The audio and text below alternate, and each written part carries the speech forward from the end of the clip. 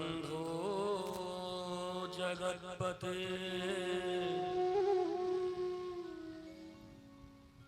गोपेश गोपिका कांत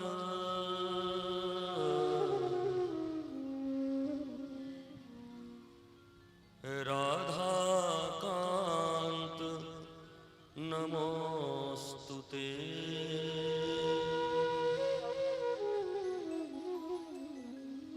तप्त कांचन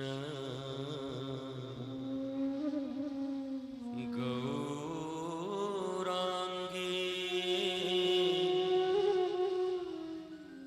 राधे वृंदावनेश्वरी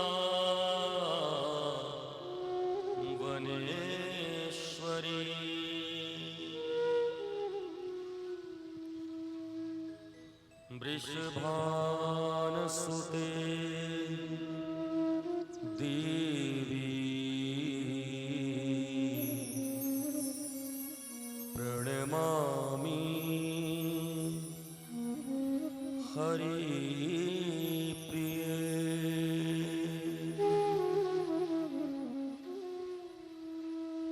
बर्हापीडं नटवरवपु कर्णयो कर्णिकारम् बिभ्रदवासः कनककपिशम् वैजयन्तीं चमाराम् रन्ध्रान् वेणुरधरशया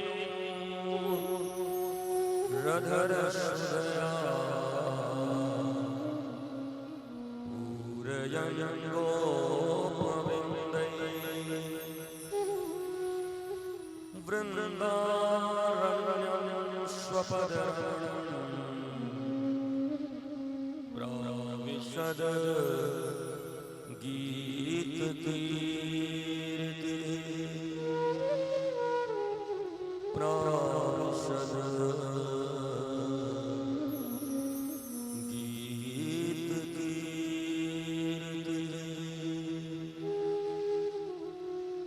अहो वकीयं स्तनकालकूटं जिघांसया पायदप्यसाध्वी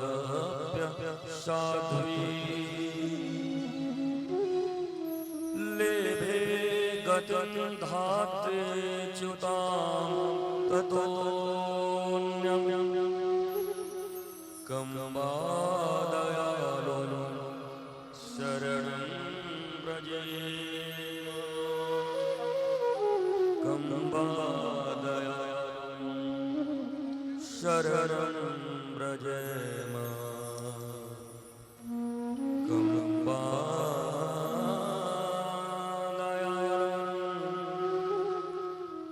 शरणं व्रजेम शरणं व्रजेम।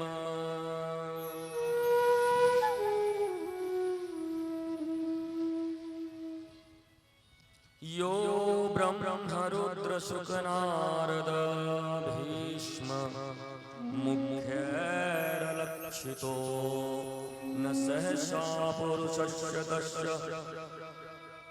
सद्यो वशीकरणं चूर्णम् अनन्तशक्तिं तं राधिकां शरणरेणुं अनुस्मरामि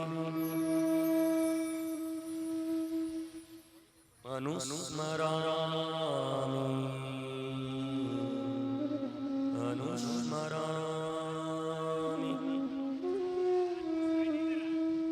अलम विषय वार्तया नरककोटिविभत्सया वृथा स्मृति कथा श्रमौ बत विभूमि कैवल्यतः परेश भजनो नमदा यदि शुकादय किं ततः परेश भजनो न मदा यदि सुखादया परेश भजनो न मदा यदि सुखादयः परन्तु मम राधिका पररसे मनुमञ्जतु परन्तु मम राधिका परन्तु मम राधिका पररसे मनोमञ्जतु मनोमञ्जतु बंसी विभूषित करान् नवनीरदाभा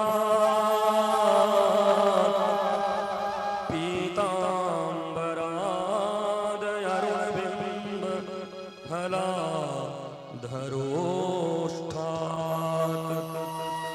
उरुडेन्दु सुन्दर मुखारविन्दनेत्रा कृष्णात् परं किमपि तत्त्वमहं न जाने कृष्णात् परं किमपि तत्त्वमहं न जाने न जाने बंदं राधा के परम पावन पदरविंद जिनको मृदु मकरंद को नित्य चाहत श्याम मिलिंद जिनको मृदु मकरंद को नित चाहत श्याम मिलिंद नित चाहत श्याम मिलिंद बिनु विश्वास भगति नहीं तेहि बिन द्रवहि न राम कृपा बिनु सपन हो जीवन लह विश्राम जीवन लह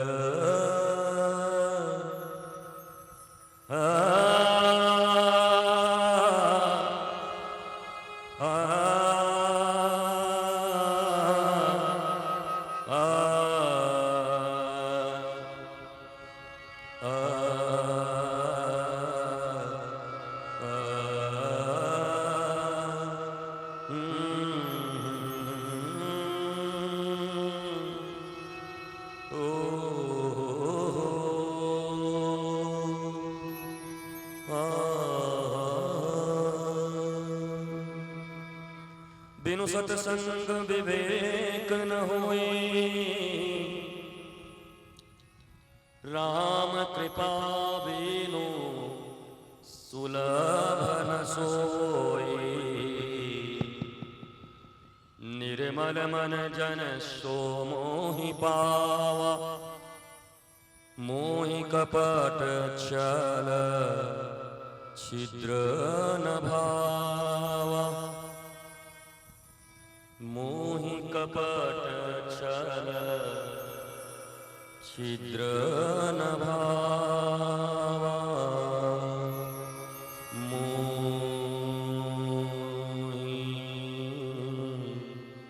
कपट छल छिद्र न भावा। हरे कृष्णा हरे कृष्णा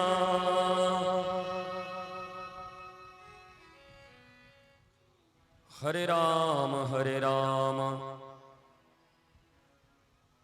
राम राम हरे हरे। ओ राधा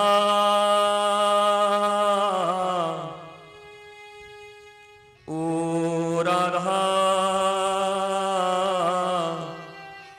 ओ राधा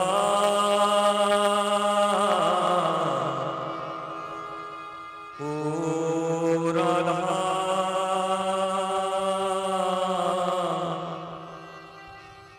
मोरी राधा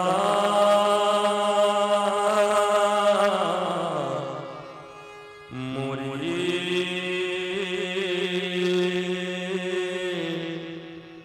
राधा।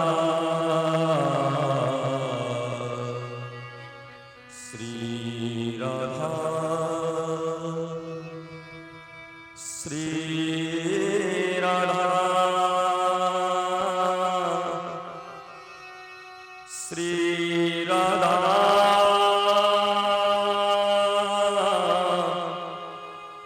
श्री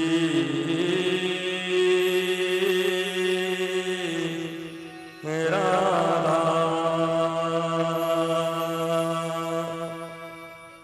श्री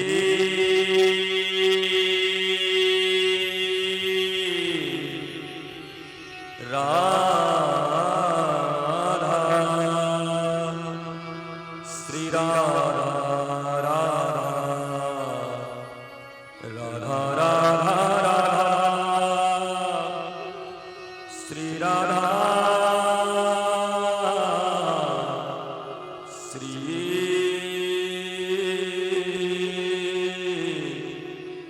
राधा।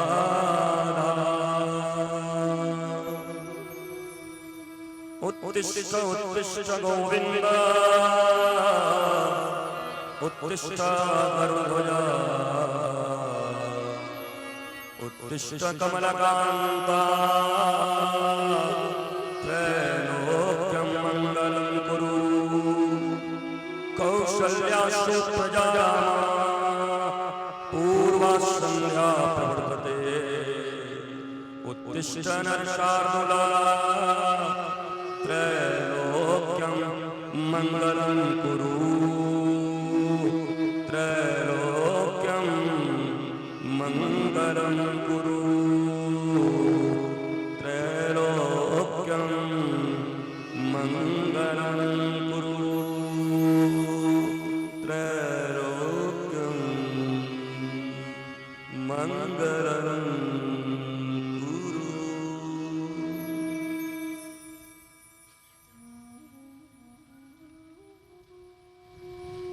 दीनबंधु कृपा सिंधु पतित पावन परमेश्वर भक्तवत्सल भक्तवांछा कल्पतरु पतित पावन परमेश्वर अनंत कोटि ब्रह्मांड नायक परात्पर परब्रह्म नंदनंदन यशोदानंदन देवकी नंदन वसुदेव सुत वासुदेव भगवान श्री कृष्ण के चरणों में कोटि कोटि प्रणाम अर्पित करते हैं। रस राशेश्वरी सर्वेश्वरी मातेश्वरी करुणेश्वरी पूर्णेश्वरी वृंदावनेश्वरी कृष्ण प्रिया कृष्ण बल्लभा कृष्ण प्राणात्मिका कृष्ण आराधिका वृषभानुजा श्री कीर्ति कुमारी श्री राधा के चरणों में कोटि कोटि प्रणाम अर्पित करते हैं। जगत के समस्त संत भक्त गुरु सद्गुरु एवं आप सबों के हृदय में विराजित भगवान श्री सीताराम और राधे श्याम की प्रत्यक्ष अनुभूति करते हुए आप सबको प्रणाम करता हूँ। सिया राम मैं सब जग जानी, करो प्रणाम जोरी जुग पानी। वासुदेव सर्वम इति।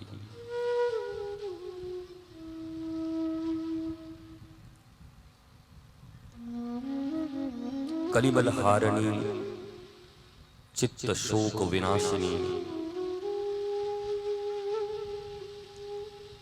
श्रीमद् भागवत की ये भागीरथी धारा आज चतुर्थ दिवस में प्रवेश कर रही है। भागवत की ये मंदाकिनी हमारे हृदय के समस्त कल्मशों को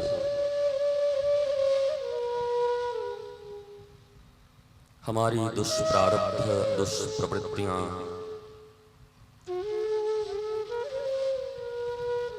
और जीवन की जो भी कमियां हैं, यह भागवत मंदाकिनी कल कल निनाद करती हुई हमारे मलिन हृदय को उज्ज्वल कर दे। यही इस श्रीमद् भागवत कथा का मूल उद्देश्य है।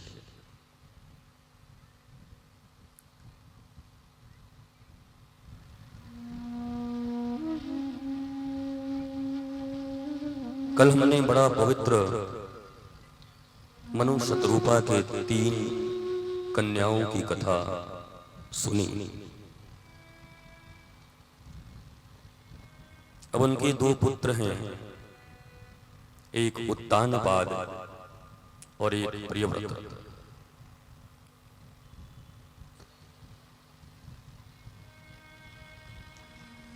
उत्तानपाद की 2 पत्नियां हैं, एक सुनीति एक सुरुचि।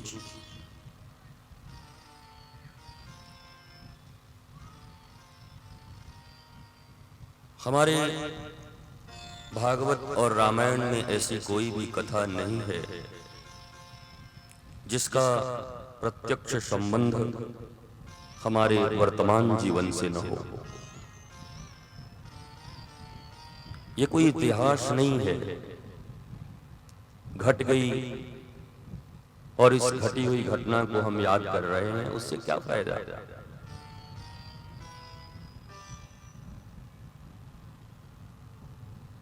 मुझे ऐसा प्रतीत होता है कि सतयुग त्रेता और द्वापर में भी कथा की जितनी आवश्यकता न रही होगी, आज कली काल में कथा सबसे ज्यादा प्रासंगिक है हमारे जीवन के लिए।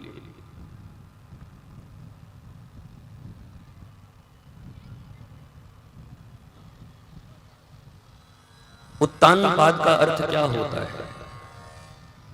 जो अपनी मैया के पेट से उल्टा पैदा हो, माता के गर्भ में उल्टे लटके हों, तो हम सभी लटके हुए।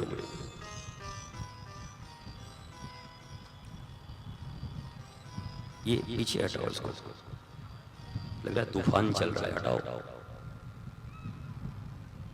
इतने डिस्टरबेंस में कथा थोड़ा ही हो सकता है।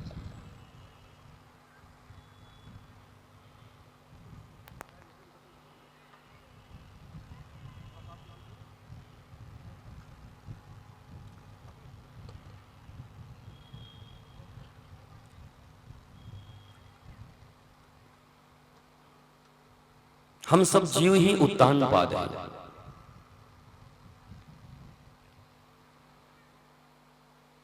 जैसे उस उत्तानपाद की 2 पत्नियां हैं, वैसे हमारी ज्यादा गूंज रहा है थोड़ा। अब 3 दिन तो अच्छा चला है, आज आपको क्या हो गया? आपको पता है कि मैं सब कुछ कर सकता हूं, पर अगर ये ध्वनि प्रसारक यंत्र खराब हुआ तो मैं कथा नहीं कर सकता। आप सबको जानकारी है। तो आपकी ये सजावट, आपकी ये सारी चीजें धरी रह जाएगी, उससे मेरा कोई वास्ता नहीं।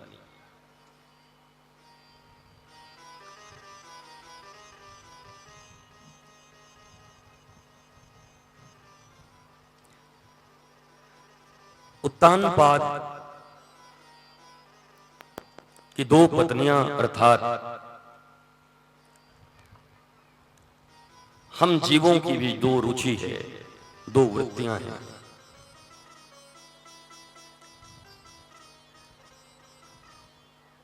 एक सुनीति और एक सुरुचि।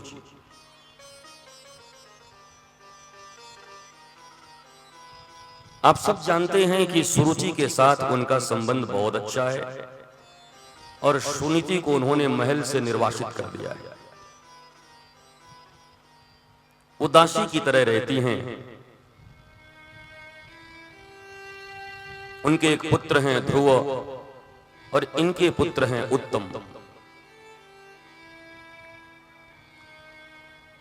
इस दुनिया में हम सब जीव भी नीति के ऊपर रुचि को ही स्थान देते। धर्म नीति धरी रह जाए, जीवन की नीति धरी रह जाए, पर हमारी रुचि पूर्ण होनी चाहिए। हम रुचि के अधीन हैं।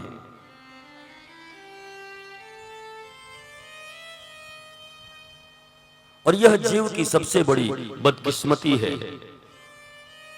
दुर्भाग्य है उसका कि जो नीतियों को छोड़कर, धर्म नीतियों को छोड़कर केवल अपने मनोनुकूल रुचियों के संग वह जीता है, जीना चाहता है। आप सबको पता है कि पहले सुनीति जी के साथ इनका विवाह हुआ। जब कोई संतान न हुई तो सुनीति ने ही कहा कि एक और विवाह कर लो, और जब सुरुचि आई तो सबसे पहले सुनीति को ही बाहर कर दिया। और राजा उत्तानपाद भी सुरुचि के अधीन हो गए।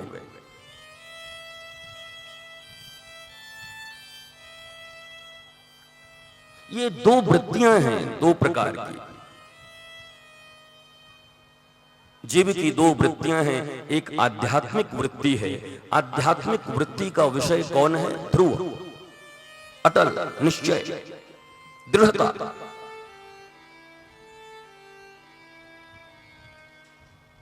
और एक दूसरी वृत्ति है सांसारिक जागतिक वृत्ति, कामना पूर्ण वृत्ति। उसका विषय है उत्तम।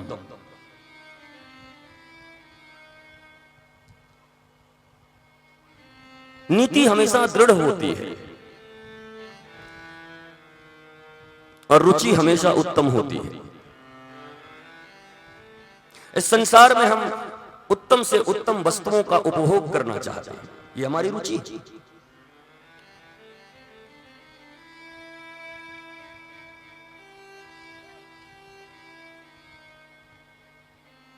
आध्यात्मिक वृत्ति के व्यक्ति को सत्संग अच्छा लगेगा, कथा अच्छा लगेगा, नीतियां अच्छी लगेंगी, भगवान नाम अच्छा लगेगा।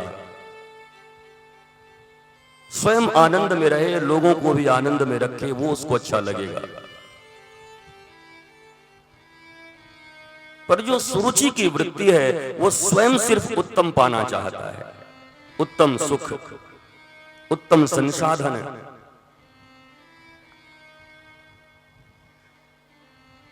सेल्फिशनेस। मैंने आपको पहले दिन ही कहा था कि जानकारी और ज्ञान में बहुत अंतर होता है, इंफॉर्मेशन और नॉलेज में बहुत अंतर होता है।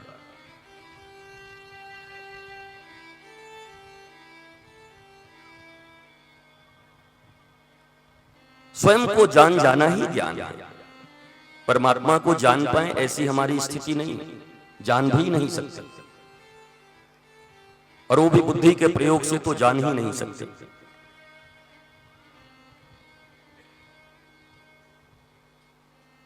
वैसे रुचि वाले लोगों को अगर आप कह दो तो उनको ये चीजें अच्छी नहीं लगेंगी, उनको हर उल्टा चीज अच्छा लगता है।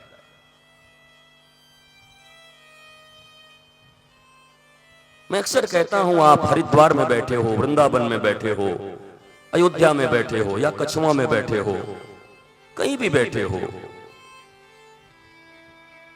आपका शरीर कहां बैठा है ये महत्वपूर्ण नहीं, आपका मन कहां बैठता है।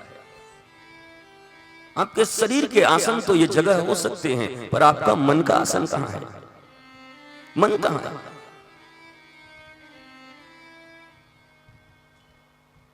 और शरीर के बैठने से जीवन में कोई जिस फल की प्राप्ति की बात मैं करता हूं वो कदापि नहीं होता, बल्कि वो तो मन के बैठने से ही होता है।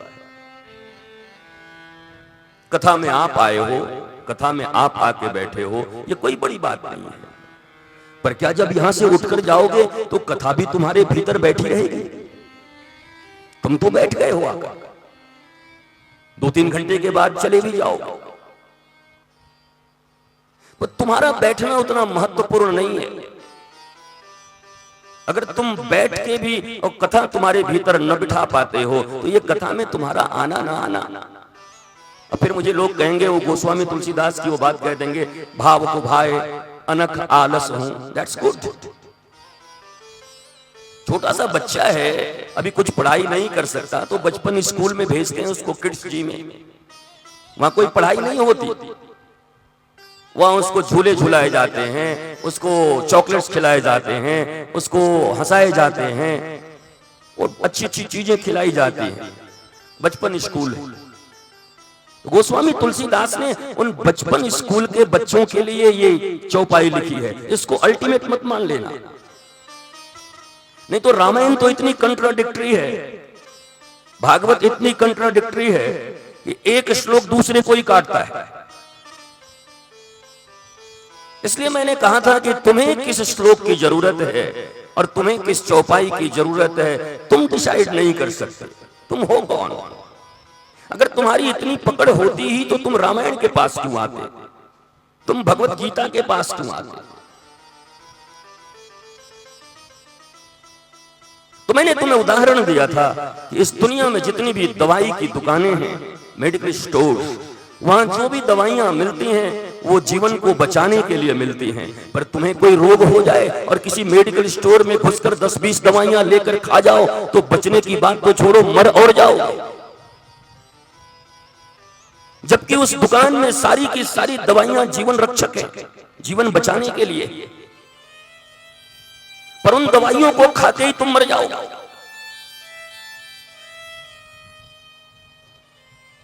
इसलिए तुम डॉक्टर के पास जाते हो, फिर तुम्हारी ब्लड की सैंपल लिए जाते हैं, तुम्हारे और भी सैंपल लिए जाते हैं, डायग्नोस होते हैं, जांच में जो रिपोर्ट आती है डॉक्टर उसके अनुसार तुम्हें 2-3 दवाइयां लिख देता है, 2-3 परहेज लिख देता है, जाओ ये दवाइयां खा लेना, ये परहेज कर लेना, 15 दिन में ठीक हो जाओगे।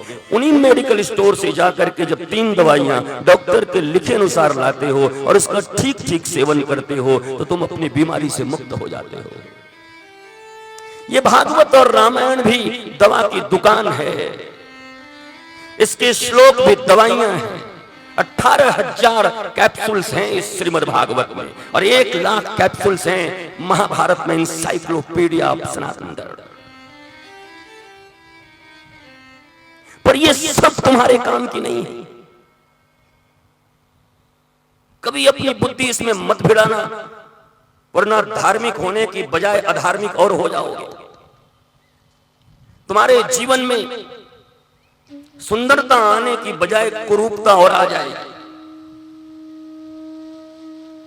जिन ऋषियों ने अनुसंधान किया है, जिन ऋषियों ने पठन पाठन किया है, जो इसकी समाधि भाषा को समझते हैं, ये कोई सीधी सादी संस्कृत के श्लोक नहीं है। तुम किसी विद्यालय में पढ़ के जाके संपूर्णानंद में पढ़ के और आके सीधा सीधा इंग्लिश और व्याकरण के और अर्थ निकाल के और तुम सीधा कुछ बता दोगे, बिल्कुल नहीं हो सकता।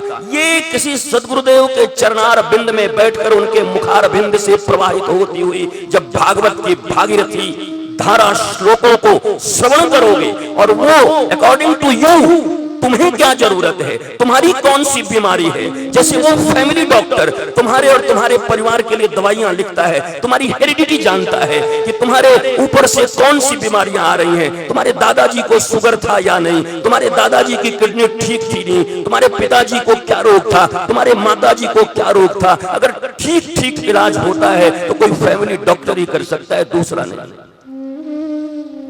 शायद यही कारण था कि भगवान राम के पुरोहित वशिष्ठ हैं और शस्त्र चालन विद्या के गुरु विश्वामित्र हैं, और एक ही वक्त से नहीं है, इनके पूर्वजों के भी गुरु हैं, फैमिली गुरु। उनके वंशानुक्रमिकता को वो जानते हैं, उनके वंश में कौन कौन सी अच्छी चीजें हैं और उनके वंश में आने वाले संतानों को क्या दिया जाए जिससे उनके भीतर की जो प्रज्ञा है, उनके भीतर का जो प्रकाश है वो दिगंत तक फैलकर लोगों को आनंद प्रदान कर सके। तुम डिसाइड नहीं कर सकते कि तुम क्या पढ़ोगे, तुम कौन सा श्लोक पढ़ोगे और कौन से, ये कोई शास्त्रार्थ की बात नहीं है। मैं 4 श्लोक बोलूं, यहाँ बैठे हुए बहुत से ऐसे लोग हैं, हमारे वृंदावन में 10,000 से ऐसे ज्यादा विद्यार्थी हैं जो भागवत के 18,000 श्लोकों को पानी की तरह कंठस्थ करके रखे हैं, मुखस्थ करके रखे हैं। हमें तो शायद 18 भी याद ना हो, 18,000 याद करके रखे।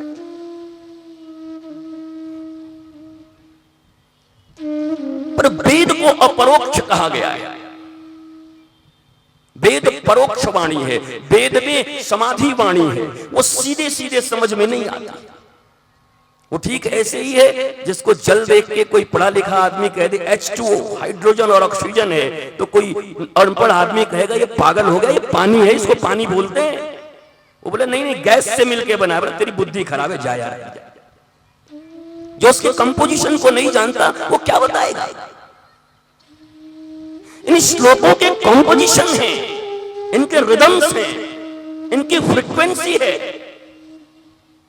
डेप्थ है इनमें। मैं पहले दिन आपको कथा कर रहा था तो मैंने उस श्लोक का अर्थ आपको बताया। जन्मादस्य तरुणचार्थेषु विघ्नस्वरार्तेनि ब्रह्महृदयादि कवि मुह्यन्ति यत् सूर्य तेजो वारि मृदाम यथा विनिमयो यत्र त्रिसर्गो वृषा धाम्ना स्वेन सदा निस्तकोहकं सत्यं परम धीमहि। और मैंने कहा कि इंग्लिश में आज तक मही का कोई वर्ड बना ही नहीं, हिंदी में नहीं बना। इंग्लिश की बात छोड़ो, एक्चुअली मही का अर्थ क्या होता है वो इंग्लिश में है ही नहीं, तुम क्या पढ़ोगे।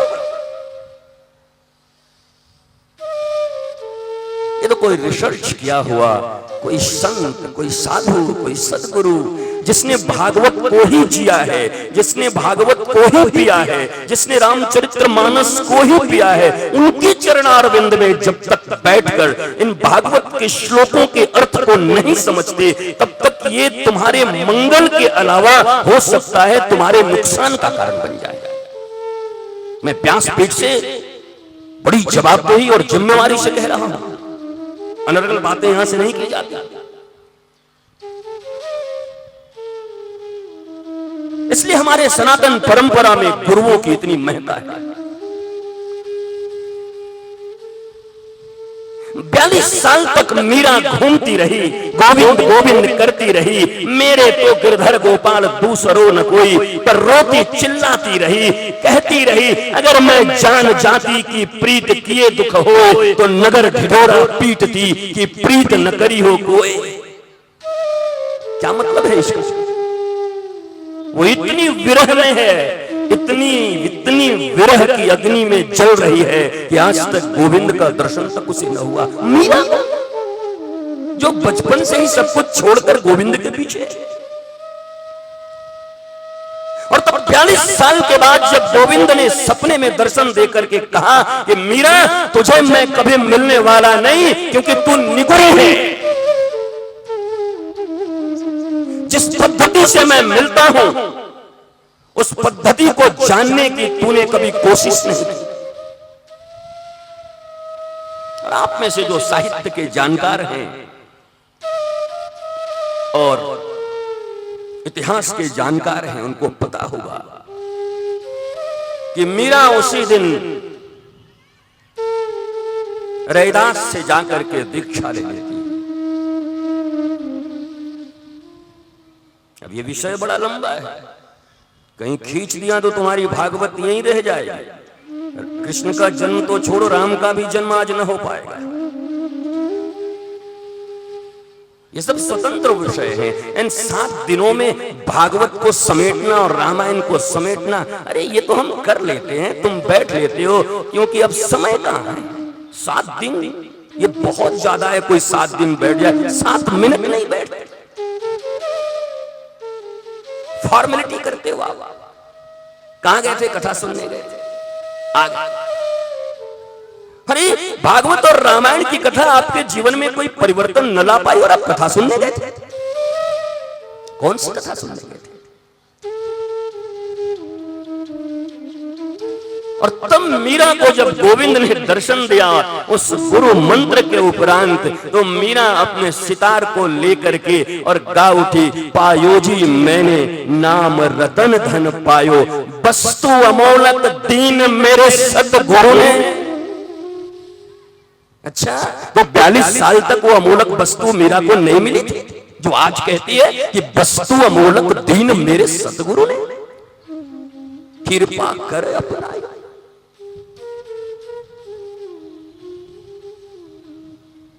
अभी आप देखोगे ध्रुव जंगल की ओर जाएंगे और कठिन तपस्या करने के लिए उद्धत होंगे, तो भगवान स्वयं नारद को भेजेंगे, जाओ जाओ ये निगुरा है, 5 साल का हो या 4 साल का हो, मुझे कोई फर्क नहीं पड़ता, अगर वेद के विधान के विरुद्ध ये तपस्या भी कर ले तो मैं मिलने वाला नहीं हूं। इसलिए हे नारद जी, ये तो बालक है, मुझे पाने के लिए जा रहा है, जाओ इसको गुरु दीक्षा दे आओ। और फिर गुरु दीक्षा दिया। प्रहलाद को तो कयाधु मैया के पेट में ही दीक्षा मिल गई। महाराष्ट्र के एक बहुत अच्छे संत हैं, तुम भी जानते हो, नामदेव, दर्जी हैं, कपड़ा सिलने वाले। हमारे संत भी अद्भुत अद्भुत हैं, कबीर कपड़ा बनाने वाले, नामदेव कपड़ा सिलने वाले, गोरा कुम्हार घड़े और सकोरे और कुल्हड़ बनाने वाले।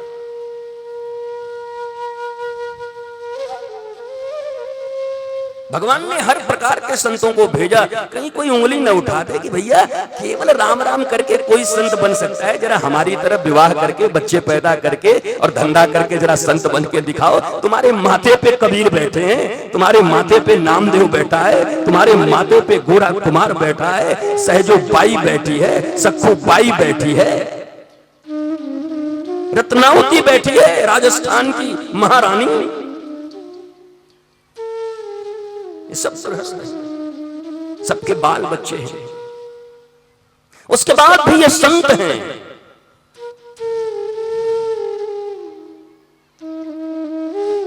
इसलिए जीवन में मैं तुमसे एक ही निवेदन करूंगा, तुमसे एक ही बात कहूंगा कि मन मर्जी इस संसार में कुछ भी करना ठीक नहीं, पूजा भी ठीक नहीं। विधि विधि हो आपके पास। राजा अपने गुरु से कहता है, तुम कहते हो जगत में जगदीश, जगदीश में जगत, जरा मुझे दिखाओ कहां है तुम्हारा जगदीश इस जगत में। मुगल राजा और पुरोहित उसी समय दूध का पारात ले आते हैं बड़ा सा और कहते हैं, बादशाह जरा इस दूध में मक्खन है कि नहीं। बोला बिल्कुल है। बोला निकाल के दिखा दो। बोला अभी दो मुझे। बोला अभी कैसे दे दो, इसका प्रोसेस है, इसे गर्म करेंगे, रात्रि में इसको रखेंगे, जोरन डालेंगे, दही निकलेगी, बिलोएंगे, बाद मक्खन निकले वो तुम्हें दिखाई देंगे।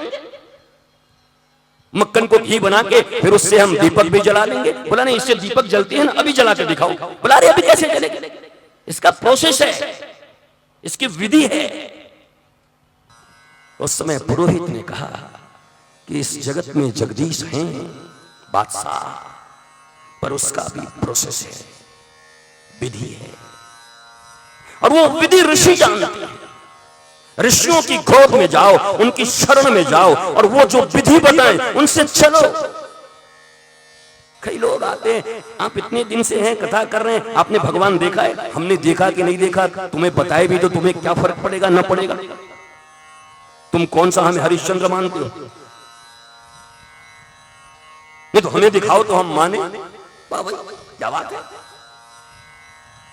मुंह उठाए चले आए, हमें भगवान दिखाओ ना। मुंबई में जाके अमिताभ बच्चन को देखना इतना कष्टकारी है, सप्ताह में एक दिन मिलता है, पता नहीं बाहर जलसा के लोग खड़े रहते हैं। जो तुम्हारे हीरो हीरोइंस, जो भी तुम्हारे रोल मॉडल्स हैं, उनको देखना तुम्हारे लिए इतना कष्टकारी है। और मैंने सुना है कि वो जगतपति हैं, परमात्मा हैं, हिज ऑलमाइटी, और मुंह उठाए सिगरेट पी के, शराब पी के, और वो चले आए, मुझे परमात्मा दिखाओ। हाँ दिखा सकता हूं, तुम में धैर्य है, आओ। और सदगुरु की शिष्यता स्वीकार करो, और वो जिस विधि से कहते हैं उस विधि से चलो। उतना टाइम कहां है तुम्हारे पास, कहां से करोगे? तो फिर वही कहोगे कितने खट्टे हैं अंगूर। ये सब कुछ नहीं होता, हम नहीं मानते। तुम्हारे नहीं मानने से, अरे 10 करोड़ उल्लू भी अगर ये कह दें कि सूर्योदय नहीं होता, तो क्या ये मानने की बात है? उल्लू को नहीं दिखाई पड़ता तो तुम्हारी तकलीफ है, तुम समझो। भले ही तुम्हारी संख्या 10 करोड़ हो सकती है।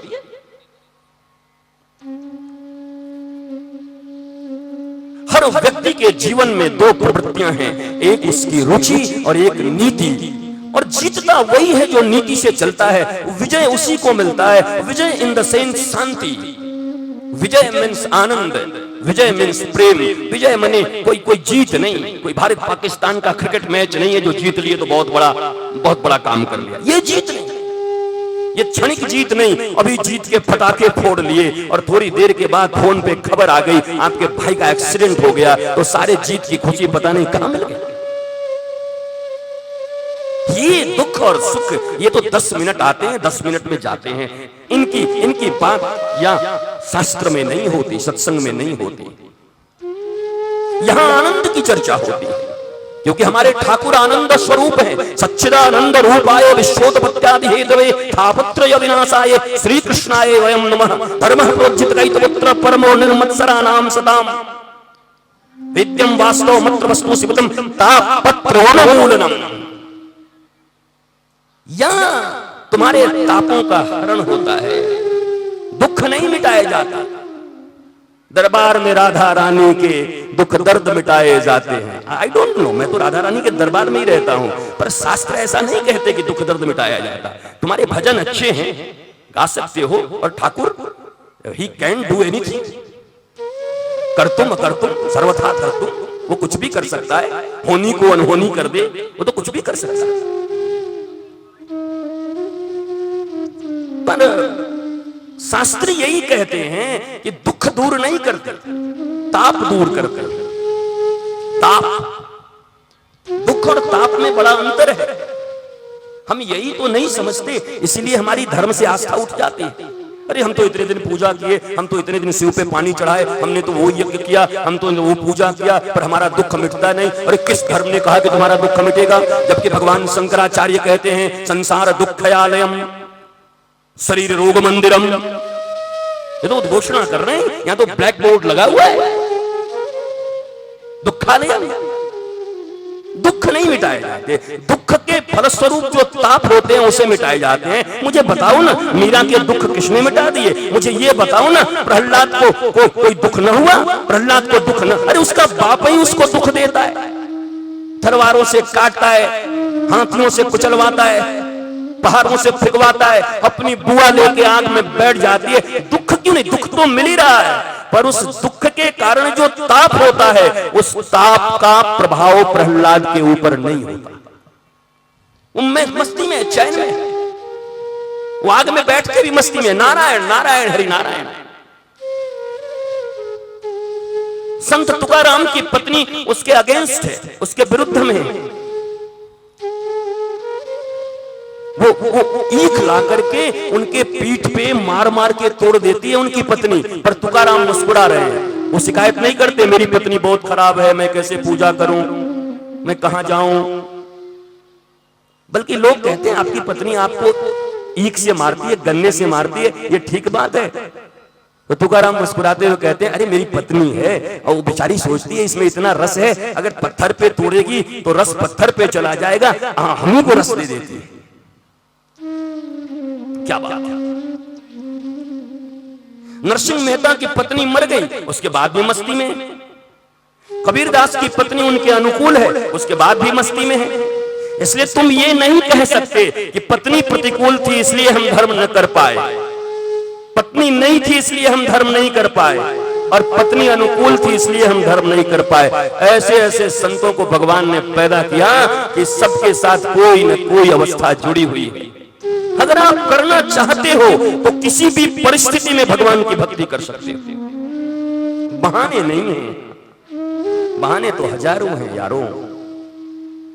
न आने के बहाने, न करने के बहाने, न सुनने के बहाने तो करोड़ों।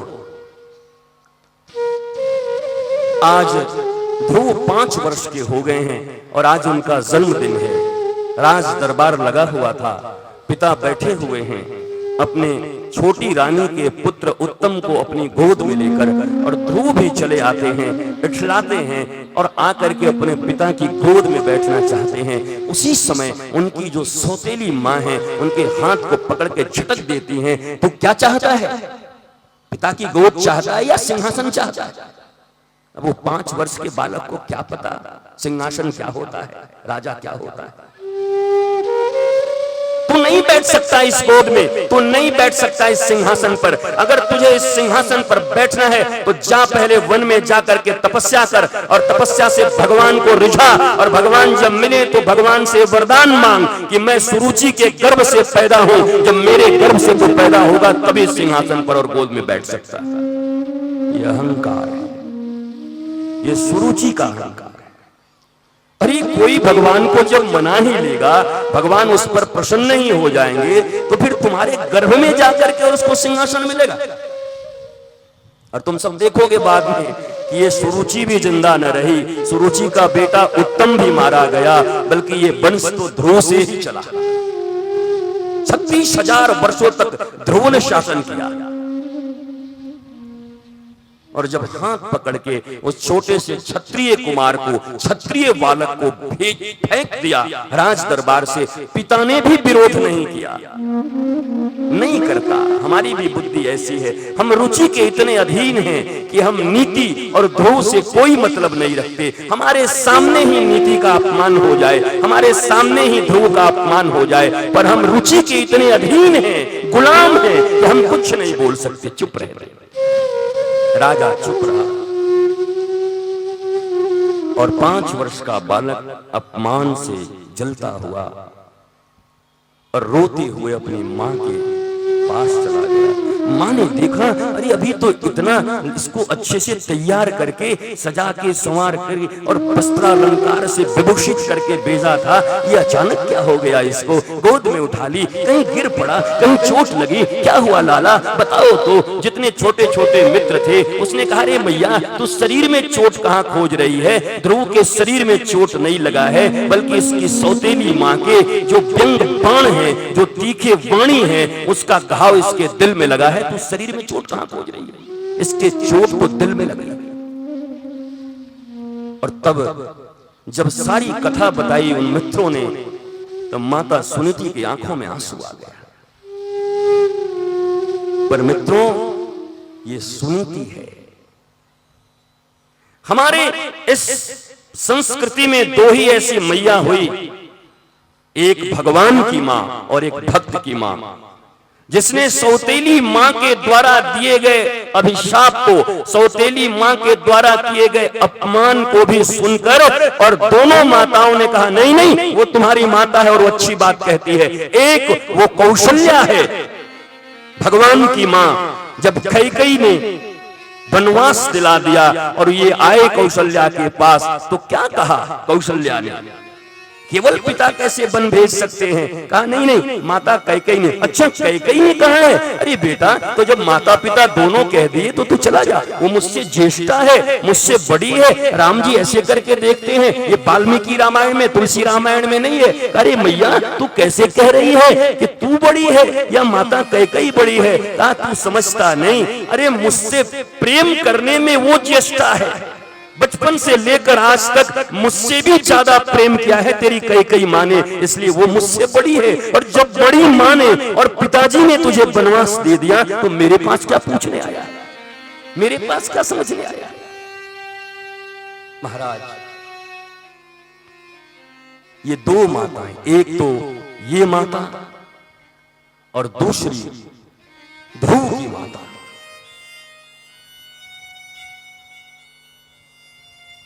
ध्रुव की माता भी यही सिखाती हैं इनको।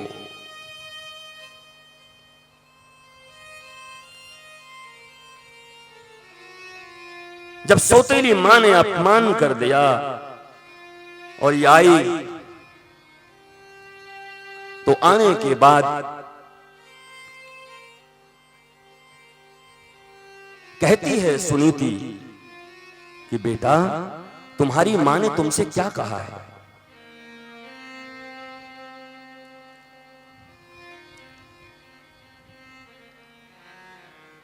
तुम एक बार ये भूल जाओ कि तुम्हारी माता ने तुम्हें गाली देते हुए बात कही, हाथ पकड़ के भेज दिया, हाथ पकड़ के वहां से हटा दिया, वैसे बात कर दी, या मैम डिस्टर्बिंग,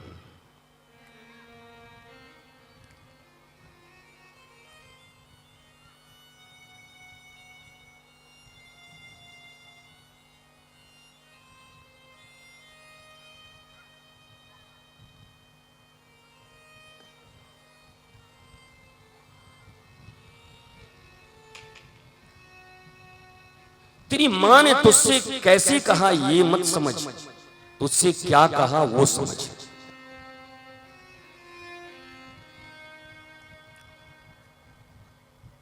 गुस्से में होगी, आंखें लाल होंगी, पर तुझसे कहा क्या उसने? तुझसे वो यही कहा ना कि तू जंगल में जा और जाकर भगवान की भक्ति कर, भगवान का तपस्या कर और भगवान को पा जा, यही तो कहा। मेरे प्यारे पुत्र ध्रुव, जो लोग आगे बैठे हैं या तो पीछे चले जाओ या ध्यान व्यासपीठ की ओर रखो। मेरी आंखें बंद हैं, उसके बाद भी मैं सब देखता हूं। ओके?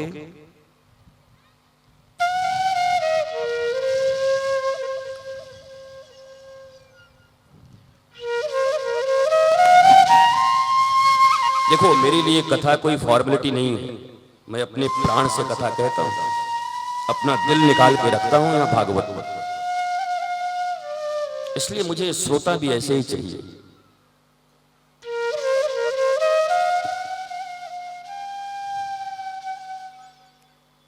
मुझे क्या है, मैं 1.5 घंटे में खत्म कर दूंगा। मैं जो मनीषा की मथानी से कुछ मत कर चिंतन करके आपके लिए ही तो कुछ लाता हूं कि आपके जीवन में काम आ जाए। अगर आप उसको उस तरीके से ग्रहण नहीं कर पाओगे तो ये एक अनुष्ठान रह जाएगा, और मैं अनुष्ठानों का बहुत ज्यादा पक्षधर नहीं हूं। होता तो मैं भी साल में 36 कथाएं कर लिया होता। मिलता ही कुछ न कुछ हमें, तो खड़ी हो जाती हमारी भी बिल्डिंग है। इसलिए 2-3 कथा करता हूं कि मस्ती से करूं, डूब के करूं अपने लोगों के बीच।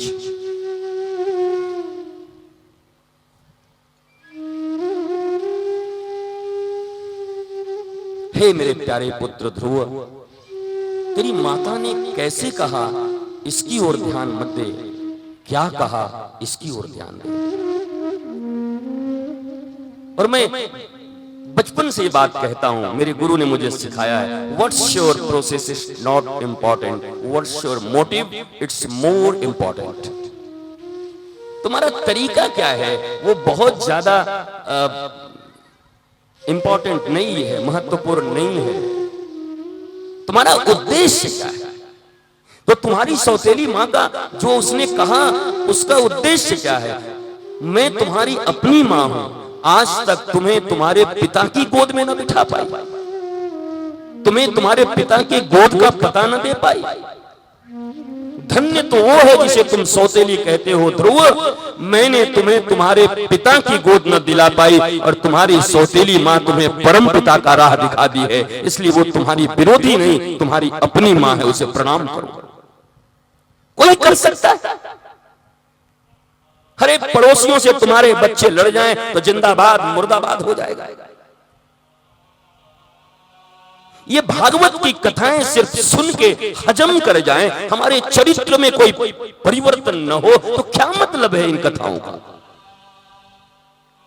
ये सुनीति ही ऐसी मां है जो सौतेली मां के दिए गए अपमान को कहती है, अपमान नहीं बेटा, आज तो तेरी मैया ने, तेरी सौतेली मां ने, अपनी मां है वो, तुझे परम पिता का रास्ता दिखा दी है। उसने अच्छी बात कही है।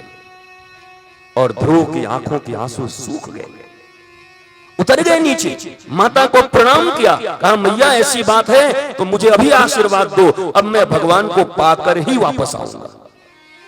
ध्रुव माने अटल, दृढ़ निश्चय। 5 वर्ष का लाला जंगल की ओर निकल पड़ा। मां के कलेजे फट गए। बोल तो दिया पर भीतर से पीड़ा होती है। और छोटा सा बच्चा निकल पड़ा जंगल की ओर तपस्या करने के लिए।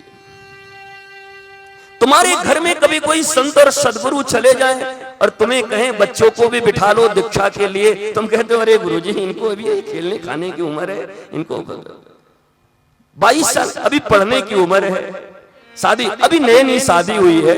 अरे तुम क्या धर्म को बूढ़ों का व्यापार समझ के रखे हो? बूढ़े लोग धर्म करेंगे? वो तो अपनी जिंदगी जी चुके हैं। 10 साल 5 साल और उनकी जिंदगी है। धर्म तो बच्चों के लिए है, नौजवानों के लिए है, जिन्हें अभी जिंदगी जीना है। पर तुम कहते हो बच्चे। वो 5 साल का ध्रुव अपनी मां की गोद से उतरकर कृष्ण पाने के लिए ब्रज चला जा रहा है, ब्रज वृंदावन। और हमारे 5 साल के बच्चे अभी भी कैडबरीज खा खा के और उल्टे पलटे काम किए जा रहे हैं। और हम बड़ी शिद्दत से उनका नाम लेते हैं, हमारा बच्चा ये है, इस कॉन्वेंट में पढ़ता है, ऐसा है वैसा। क्या है? रामायण कहती है कि वो माता बांझ के समान है जिसने अपने बच्चे को अभी तक हरि प्रेम नहीं सिखाया, जिसने राम और कृष्ण से अपने बच्चे का परिचय नहीं कराया, जिसने सदगुरु की पहचान नहीं सिखाई, वो बांझ है। पुत्र, ये हाड़ मांस के टुकड़े कोई पुत्र कहते हो क्या? और तब जब ध्रुव जा रहे हैं, भगवान ने नारद को कहा, नारद देखो एक छोटा सा बालक मुझे पाने के लिए आ रहा है, जाओ इसे दीक्षा दे दो। 5 वर्ष हमारे भारतवर्ष की ये परंपरा भी थी। पहले दीक्षा होती थी, शिक्षा बाद में होती थी। अभी तो हम 1.5-2 साल में कॉन्वेंट में डाल दे रहे हैं, पर हमें दीक्षा से कोई मतलब ही नहीं।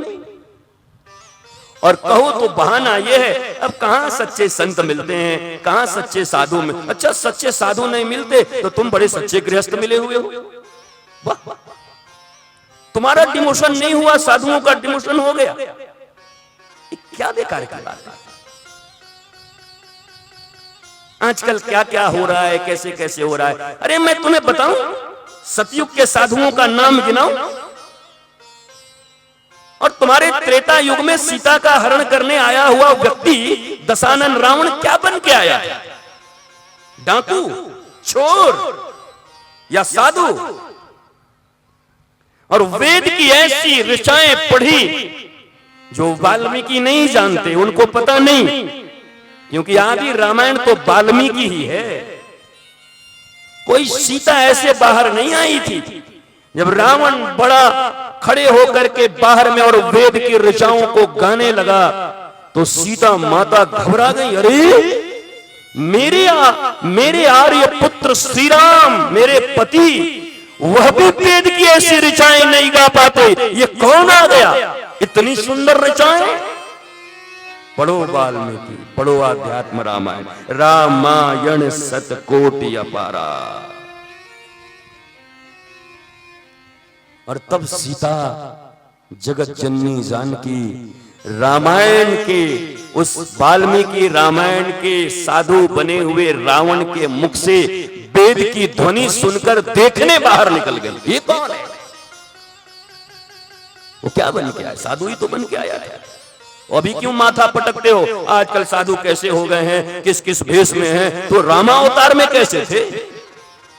वो कौन थे? कालनेमी क्या बना था? क्या बात है?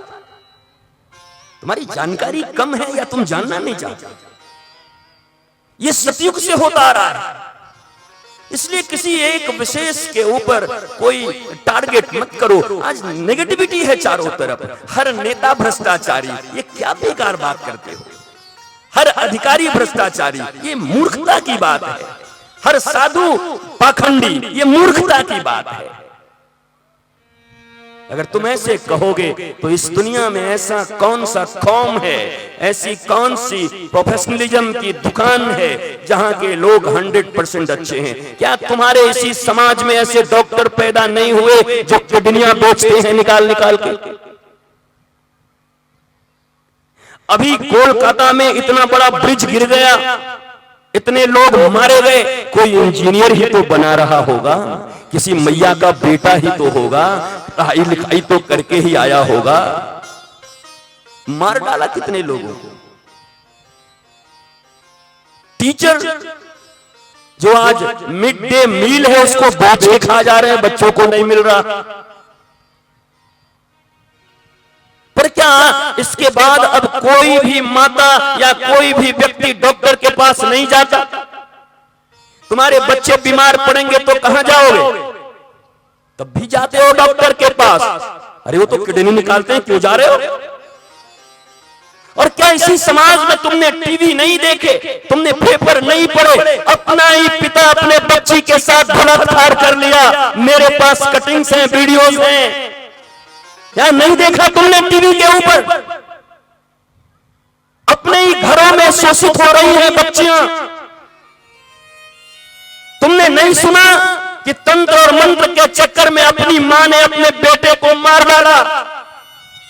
तुमने नहीं सुना बेगूसराय में 1500 रुपए पेंशन के लिए इकलौते बेटे ने अपने माता पिता को गोली मार दी? क्या पागलों की तरह बात करते? क्या इसके बाद कोई माता पिता अपने बेटे पर भरोसा नहीं करेगा? अरे बच्चे तो गोली मार दे रहे। जो बच्ची शोषित हुई, क्या आज के बाद कोई बच्ची अपने पापा पर भरोसा नहीं करेगी? देश को लूट लिया गया, लेकिन क्या हम आज भी नेताओं पर भरोसा नहीं कर रहे कि अच्छे लोग हैं? किडनियां निकाल ले गई, उसके बाद भी हम डॉक्टरों के पास नहीं जा रहे। सिर्फ साधुओं के विषय में ऐसी बात क्यों? अब तो संत नहीं रहेंगे, क्या मतलब है? यह आक्रमण है। अगर ये नेगेटिविटी तुम्हारे समाज में फैल गई तो याद रखना, तुम सांस्कृतिक रूप से गुलाम हो रहे हो, और सांस्कृतिक रूप से जो देश गुलाम होगा उसको भौतिक रूप से गुलाम होते बहुत देर नहीं लगेगी। संस्कृति मिट गई, वेद रामायण मिट गए, तो तुम्हें गुलाम होने में और कितने समय लगेंगे? अपने ही पैर पर कुल्हाड़ी मार रहे हो, पूर्व के कालिदास बने हुए हो। जिस डाल पर बैठे हो उसी को काट रहे हो। इसलिए ये सब बातें छोड़ दो। Always be positive. हमेशा हमेशा धनात्मक विचारों से भरे रहो। चारों तरफ अंधकार है, रात्रि है, कोई बात नहीं, प्रातः होगी तो अंधकार को चीरकर भुवन भास्कर उदित होंगे, फिर जगत में आलोक होगा, प्रकाशित होगा ये जगत। इसलिए बच्चों को पहले धर्म सिखाओ। अब धर्म कहने में भी कैसा लगता है यार। धर्म की परिभाषा ऐसी बन गई है कि धर्म कहने के साथ ही 4-5 लोग खड़े नजर आते हैं। हिंदू अलग नजर आता है, वो मुसलमान, वो ईसाई, ये धर्म नजर आता है। अब ये बाइफर्केशन किसने किया है मुझे पता नहीं, पर हमारा शास्त्र तो ऐसा नहीं कहता। धर्म इसको नहीं कहते, बीइंग एंड बिकमिंग। बचो और बढ़ो। जो खुद बचे, लोगों को बचाए, खुद बढ़े, लोगों को बढ़ाए, वही धर्म है। चाहे वो जो धर्म हो, और जो इसका पालन नहीं करता वो धर्म नहीं हो सकता। वो कोई पंथ बना सकते हैं कोई, लेकिन बेसिक चीजें ये हैं। दया धर्म का मूल है, जान सके तो जान।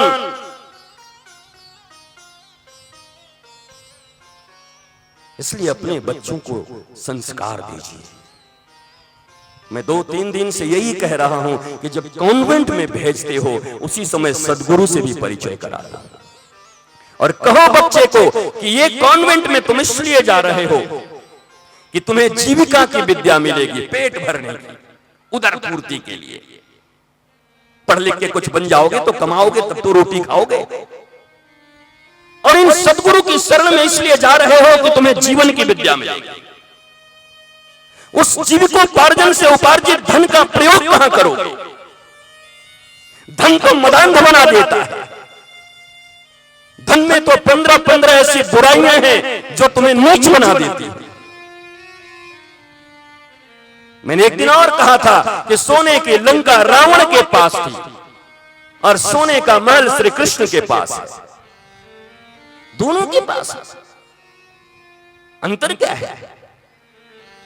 पर एक सोने की लंका ऐसी है जहां अपने भाई को ही लात मार के भगा दिया जाता है, और एक सोने का नगर ऐसा है जहां 12 बजे रात में आए हुए एक भिखारी दरिद्र ब्राह्मण को भी गले से लगा लेते हैं। वो श्री कृष्ण की द्वारिका। इसलिए सोने की द्वारिका, सोने की लंका में कोई बुराई नहीं। राजा कौन है, सेवन कौन कर रहा है, इट्स इंपॉर्टेंट, ये जरूरी है। Who are you? The beginning of real spiritualism. Who are you? इसलिए खूब धन कमाइए। ये भागवत इसलिए नहीं हो रही कि तुम लंगोटा पहन के सब छोड़ छाड़ के निकल जाओ। अरे राम राम, बिल्कुल नहीं। खूब कमाओ, खूब पुरुषार्थी बनो, पर रावण मत बनो। धन तुम्हारे भीतर में बुराई पैदा कर दे। खूब पदवान बनो, प्रतिष्ठा वाले बनो, और बढ़ो और उन्नति करो। आज इतने बड़े हो, कल और बड़े बड़ो। आज एक क्षेत्र में हो, कल पूरे राज्य में रहो, फिर पूरे देश में चलो, पूरे विश्व में फैलो, बढ़ो। चढ़ाई गई थी, चढ़ाई गई थी। विकास चाहिए, पर वो विकास विनाश न लाए। इस बात का ध्यान कब रखोगे? जब आध्यात्म तुम्हारे साथ होगा, जब सद्गुरु तुम्हारे साथ होंगे, जब शास्त्र तुम्हारे साथ होगा। और गुरु के बारे में भी ये सीख लो। गुरु किसको कहते हैं? वो गुरु नहीं है जो वो हाथ में मिट्टी लेकर के काजू और किशमिश पैदा कर दे, जो सेव को अनार बना दे, जो अनार को केला बना दे। अरे अनार और केला क्या बाजार में नहीं मिलते? सोने की चेन बाजार में नहीं मिलते? संत उसे नहीं कहते जो आम को अनार बना दे, संत उसे नहीं कहते जो केले के सेव बना दे, बल्कि संत उसे कहते हैं जो एक दुराचारी दुष्ट को राधा कृष्ण का भक्त बना दे। उसे ही हम संत कह सकते हैं, और उसी को संत कहते हैं। ये संतत्व है। तुम्हारी संतत्व की परिभाषा ये है, तुम्हारे आयास और प्रयास। तुम सुबह से उठते हो और रात्रि सोते तक एक ही आयास, एक ही प्रयास, एक ही आयोजन, एक ही प्रयोजन। कौन हमारा जेब भरता है वही सबसे बड़ा संत, कौन हमारा जेब भरता है वही सबसे बड़ा देवता। ये परिभाषा है संतों की, और ये परिभाषा है देवताओं की, ये परिभाषा है धर्म की। चतुर्विध पुरुषार्थ, अर्थ धर्म काम मोक्ष। तुमने अर्थ पकड़ा है, तुमने काम पकड़े हैं, तुम्हारे धर्म और मोक्ष कहां गए? चतुर्विध पुरुषार्थ में तुम्हारे बाकी 2 पुरुषार्थ कहां गए? ये अर्थ और काम जब धर्म और मोक्ष के किनारे में बहे, तब जाके तुम्हारा ये चारों पुरुषार्थ पूरा हो सकता है। तुम्हारे यहाँ गंगा जी है ना, बनारस में भी गंगा जी है। मैंने कई बार कहा है, ये गंगा जी की आरती होती है, गंगा जी को प्रणाम करते हैं, पर जब इसी गंगा जी में बाढ़ आती है, लोगों के घरों में घुस जाती है, तो झाड़ू लेके इसे गंगा जी को लोग बाहर कर देते हैं। अरे प्रणाम करते हो, उनको झाड़ू मारते हो? बोले क्या करें? पहले जीवन दायिनी थी, अब जीवन लेने लगे। जीवन की रक्षा करने वाली जीवन लेने लगे। ऐसे ही अर्थ और काम खराब नहीं है, धन खराब नहीं है, काम खराब नहीं। सृष्टि रुक जाए, पर इसकी मर्यादा है। गंगा जब दोनों किनारों के बीच बहती है तो लोग आरतियां करते हैं, प्रणाम करते हैं, पर जब मर्यादा तोड़ देती है तो उस गंगा को भी झाड़ू लगा देते हैं। यह अर्थ और काम भी धर्म और मोक्ष की मर्यादा में रहे तो तुम जीवन में आनंदित हो सकते हो, पर केवल अर्थ और काम तुम्हारे जीवन में हो, धर्म और मोक्ष की मर्यादा तोड़ दो तो जीवन देने वाली नहीं, यही धन तुम्हारे जीवन लेने वाली बन जाती है। इसलिए मर्यादा में रहो। रामनवमी के अवसर पर यह कथा हो रही है, मर्यादा पुरुषोत्तम राम। पता नहीं तुम कितनी मर्यादा उनकी जानते हो, कितनी कथाएं सुने हो, मुझे पता नहीं, कुछ खबर नहीं मुझे। पर मुझे नहीं लगता कि राम की मर्यादा का 5% भी तुम जानते होगे। अरे तुम रावण की मर्यादा को नहीं जानते, राम की मर्यादा को क्या सीखोगे? रावण भी मर्यादित है। इसलिए मैं तुमसे कहता हूं, ये भागवत और रामायण की कथाएं कोई कथा नहीं है। सत्यनारायण की कथा जैसे सुनते हो, केले के 4 पौधे लगा लिए, पंडित जी ओम ओम ओम किए जा रहे हैं, तुम बेल्ट पहन रहे हो, जूते पहन रहे हो, और कितनी देर है पंडित जी? अच्छा हाँ हेलो, हाँ ठीक है हम आ रहे हैं, पहुंच रहे हैं। पंडित जी और कितना देर है? अरे कौन सा इतना जरूरी है ऐसी कथा सुनने की? छोड़ो यार, क्या मिल रहा है तुमको इस कथा को सुनने से? 108 बार हनुमान चालीसा पढ़ के बैठे हैं। बोला हनुमान चालीसा का पहला श्लोक ही नहीं समझा आज तक चौपाई। श्री गुरु चरण सरोज रज निज मन मुकुर सुधारी, वरनउ रघुवर बिमल जसु जो दायक फलचारी। श्री गुरु चरण सरोज रज, क्या पढ़े हनुमान चालीसा? हनुमान चालीसा पढ़ के भी गुरु के चरणों में तुम्हारी प्रीति नहीं हुई और तुम कहते हो मैं हनुमान चालीसा पढ़ता हूं। ये चतुर्विध पुरुषार्थ धर्म अर्थ काम मोक्ष, वरनउ रघुबर बिमल जसु जो दायक फल 4, धर्म अर्थ काम मोक्ष। ये 4 फल मिलेंगे किसको? बोला श्री गुरु चरण सरोज रज, जो गुरुदेव के चरणारविंद से निश्चित रज को अपने मस्तक पर लगाकर अपने मन मुकुर को, मन के दर्पण को साफ कर लेगा, वही योग्य है रघुवीर के गुण के वर्णन करने में। अगर कोई समर्थ है, वर्णौ रघुवर विमल जसु, रघुनाथ के विमल जस का वर्णन कौन कर सकता है? बोला श्री गुरु चरण सरोज रज। तुम्हें क्या मतलब है इससे? तुम तो जाओ हनुमान घाट पर काशी में, कोई बाबा जी मिले और तुम्हें बता दें बस 108 बार पढ़ना, काला चावल डालना, नीला तिल डालना, एक कपड़ा बांध लेना, 20 बार कपड़ा लपेट आना, है वो तुम्हारो काम। हद है महाराज, हद कर दिया महाराज। ये वेद में ही कर्मकांड है, कर्मकांड को खारिज नहीं किया जा सकता। पर जरा सीखो तो मेरे यारो, तुम सनातनी हो, समझो तो थोड़ा। वेद में कर्मकांड के श्लोक हैं 80,000, 4,000 उपासना, 16,000 ज्ञान, ये 3 है। ऐसा मान लो तुम्हें यहां से चांद पे जाना है और 3 रॉकेट तुम्हें ले जा सकती है।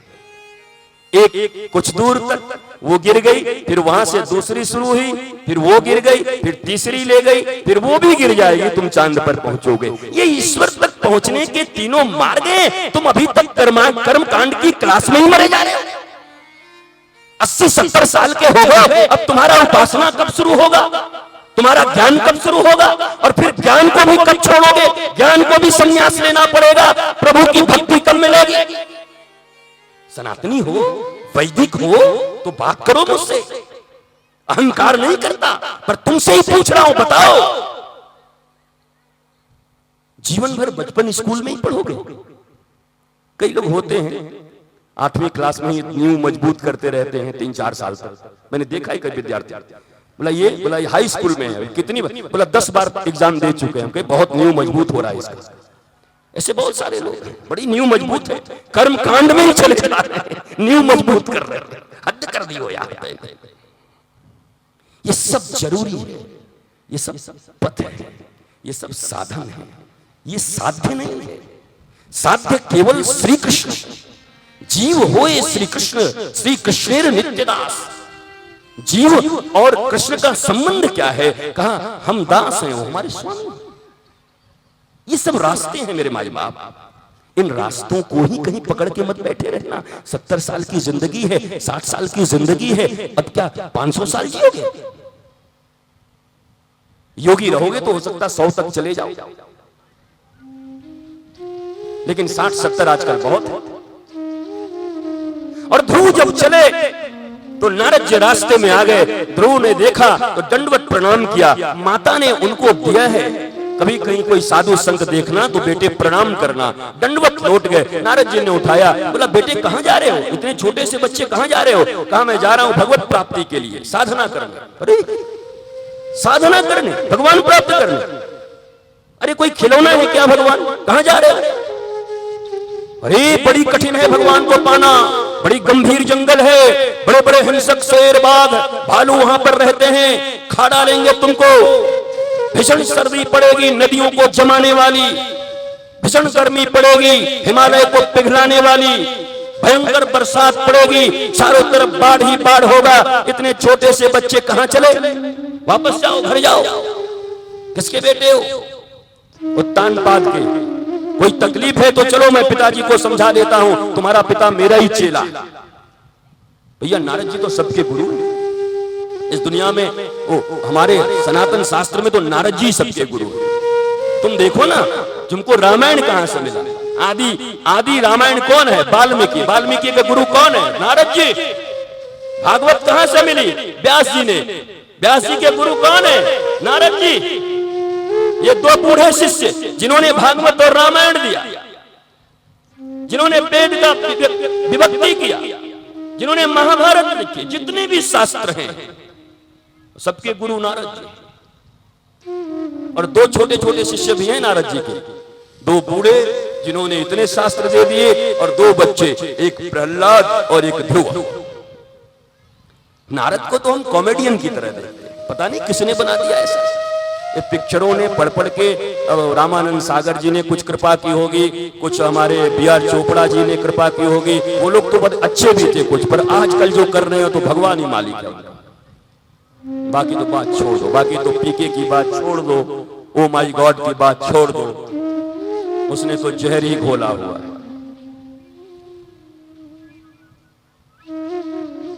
नारद जी ने कहा वापस जाओ, मैं तुम्हें समझा देता हूं तुम्हारे पिताजी को। कहा नारद जी। उसी समय नारद जी का देखो देखो एक शेर आ रहा है, जल्दी भागो, पेड़ के ऊपर चढ़ो। ध्रुव चुपचाप अटल खड़े थे। बोला नारद जी, जो व्यक्ति अपने संकल्प से च्युत हो जाए ना, उसे शेर का आहार बन ही जाना चाहिए। ओए ओए ओए, नारद जी ने देखा इतना छोटा बालक, इतनी दृढ़ता। हे नारद जी, मैंने तो सुना था कि आप गुरुदेव हो, और कोई भगवान की ओर जाना चाहे तो आप मार्ग प्रशस्त करते हो, आप मेरा मार्ग रोक रहे हो।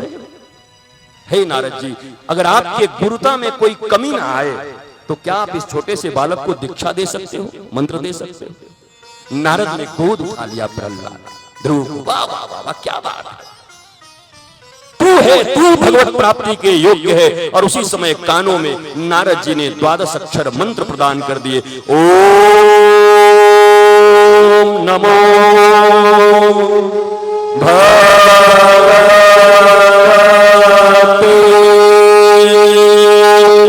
वासुदेवाय। ओम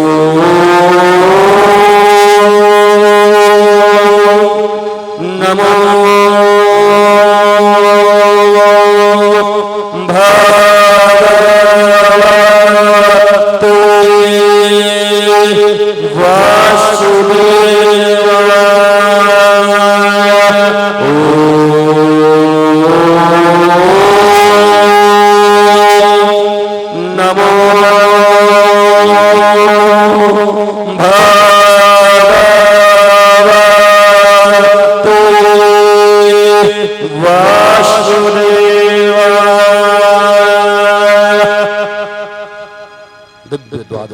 मंत्र प्रदान कर दिया। जाओ जाओ, तुम ब्रजभूमि चले जाओ और मधुवन में जाकर ठाकुर की तपस्या करो, तुम्हें ठाकुर अवश्य मिलेंगे। और ध्रुव जाता है, और फिर कैसी तपस्या की है ये तो आप हर कथा में सुनी चीज। मैं उन मूल चीजों पर बहुत ज्यादा प्रकाश करने के मूड में नहीं हूं, क्योंकि भारत का बच्चा बच्चा रामायण और भागवत जानता है। ध्रुव जी ने बड़ी कठिन तपस्या की, 5 महीनों तक फलाहार करके, जलाहार करके, पवनाहार करके, और फिर पत्ते खाके, और फिर तो पवन भी लेना छोड़ दिया, सांस भी लेना छोड़ दिया। और जब सांस लेना छोड़ दिया तो व्यष्टि और समष्टि एक होती है। अब ये वेदांत का विषय है। अब जाए ने कछु वेदांत जानो है वो, अथा तो ब्रह्म जिज्ञासा जन्मादस्यतः, तो ये अलग विषय है। फिर तो दोनों रस तो एक साथ नहीं मिल सकता मित्रों। या तो फिर कभी वेदांत की क्लास यहाँ पर हो, 7 दिन के लिए 6 दिन के लिए बुलाओ, गुरुजी वेदांत पे चर्चा होगी, गुरुजी गीता पे चर्चा होगी। भागवत की अपनी मर्यादा है, हम मर्यादा में ही चलते थे। और जब व्यष्टि और समष्टि एक होता है, जब श्वासें रोकी तो देवलोक की भी श्वास रुक गई, पूरे त्रिलोक में पवन अवरुद्ध हो गया, देवी देवता घबराए, जीव जंतु सब घबराए, दौड़े हुए ठाकुर के पास पहुंचे। हमारी सांसें क्यों रुक गई? ठाकुर मुस्कुराते हैं, अरे रे कोई बात नहीं, एक छोटा सा हमारा भक्त है, हमारा बच्चा, उसने सांसें रोक ली है, इसलिए पूरे जगत की पवन अवरुद्ध हो गई। और दौड़ते हुए महाराज भगवान सुनते हैं। उसी समय ध्रुव के मन में थोड़ी खींच उत्पन्न होती है। अरे नारद जी ठीक ही कहते थे, ये देखने में मक्खन मलाई जैसे लगते हैं बड़े क्रूर, बड़े कठोर हैं। मैं छोटा सा बालक 6 महीने से इतनी कठिन तपस्या कर रहा हूं, फिर भी अभी तक नहीं आया। मन में थोड़ी जैसे होता है ना, अभिमान आ जाता है। अभिमान मतलब वो अभिमान, बांग्ला अभिमान, एग्जैक्टली मैं वर्ड का प्रयोग नहीं कर पा रहा हूं। मन में एक आदर का ऐसा भाव आ जाता है जिसे रूठ जाता, मान जिसको कहते, राधा रानी मान करती हैं। और ठाकुर जी का नाम है मान विमोचन पंडिता। दुनिया में ऐसा कोई मान करने वाला नहीं जिसका श्री कृष्ण मान भंग न कर दे। मान भंग मतलब अहंकार नहीं, मान। अगर कोई रूठा है, अगर कोई रो रहा है, तो उसको पल भर में हंसा देना श्री कृष्ण का कार्य है। श्री कृष्ण को पल भर लगता है। मान विमोचन पंडित, ग्रेट स्माइल। उनकी स्माइल की कोई बात कर सकता है श्री कृष्ण की?